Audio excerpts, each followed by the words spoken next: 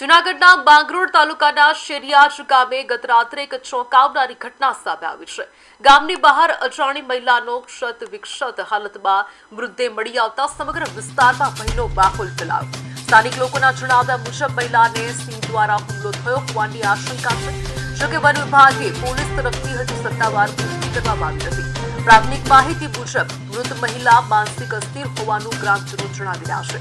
ઘટનાસ્થળેથી મહિલાના શરીરના અલગ અલગ ભાગો મળતા ઘટનાએ ગંભીર સ્વરૂપ ધારણ કર્યું છે। જાણ થતાં જ વન વિભાગ અને પોલીસની ટીમ સ્થળ પર પહોંચી તપાસ શરૂ કરી છે।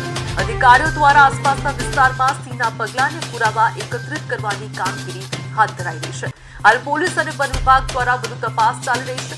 મહિલાની ઓળખ મેળવવા તેમજ મૃત્યુનું સાચું કારણ જાણવા પોસ્ટમોર્ટમ અને ફોરેન્સિક તપાસ બાદ જ સ્પષ્ટતા થશે।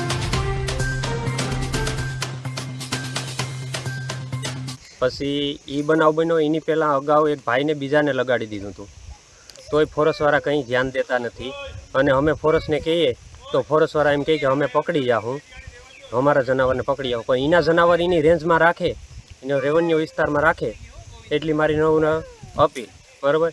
અને કદાચ ને અમારે કોઈ આવે અને અમે શોટ મૂકીશું અને જનાવર મરી જાય એની જવાબદારી ફોરેસ્ટવાળાની રહે, અમારી જવાબદારી કોઈ નહીં રહે।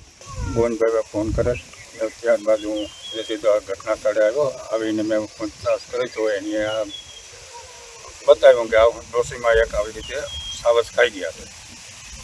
ને પછી અમે તપાસ કરી તો માથું મળ્યું અને અલગ અલગ કટકાઈ મળ્યા છે। તે પછી અમે પોલીસને જાણ કરી, ફોરેસ્ટ ગાર્ડને જાણ કરી ને આ બધાને બોલાવીને